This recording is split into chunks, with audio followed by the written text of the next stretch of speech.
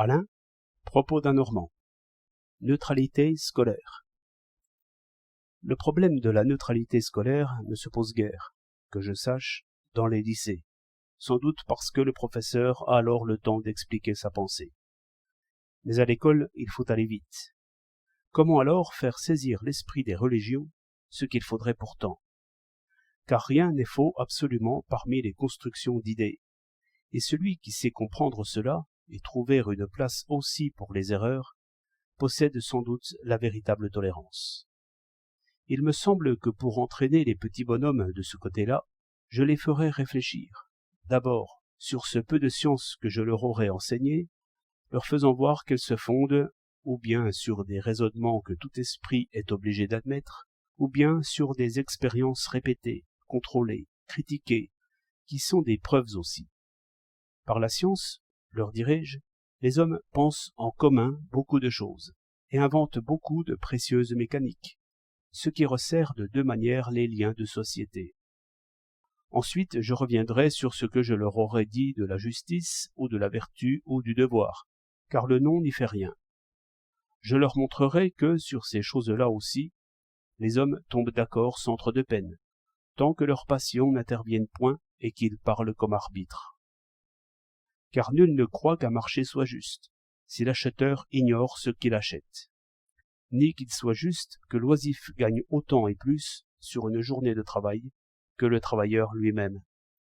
Qu'ainsi, comme il y a une conscience scientifique commune qui juge des preuves, il y a une conscience morale commune qui juge des actions.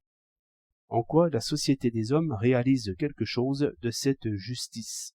En quoi elle s'en écarte? Et comment elle peut s'en rapprocher petit à petit? Cela n'est pas très difficile à expliquer, et je l'expliquerai. Enfin, après avoir exposé tous les obstacles que la justice rencontre, soit dans les choses, soit dans les passions humaines, je leur ferai voir qu'un chacun, dans le fond de son cœur, croit que cette justice viendra, sans pourtant être en mesure de le prouver, et que cette espérance est le fond commun des religions. Seulement que, là-dessus, faute de preuves, chacun, comme dit Socrate, s'enchante lui-même, les uns inventant une cité parfaite sur la terre et un âge d'or dans l'avenir, les autres imaginant d'autres vies dans d'autres planètes où les choses iront mieux, d'autres enfin un maître invisible qui réalisera l'ordre moral dans des conditions mal définies, tantôt avec des corps ressuscités, comme les catholiques, tantôt avec des âmes toutes seules. Que ce sont là des fictions, et non plus des vérités, que la diversité des religions le montre assez clairement, qu'elles ont pourtant en elles une espèce de vérité commune, qui est que, tout compte fait, et malgré les leçons souvent contraires de l'expérience, il faut choisir la justice. Que les légendes, les rites et les cérémonies ne sont que des manières imagées de signifier cela, et de réchauffer en assemblée la bonne volonté de chacun. Qu'enfin tout est de chercher et de vouloir la justice, et que n'importe quel culte au monde n'est rien que par cela, et n'est rien sans cela.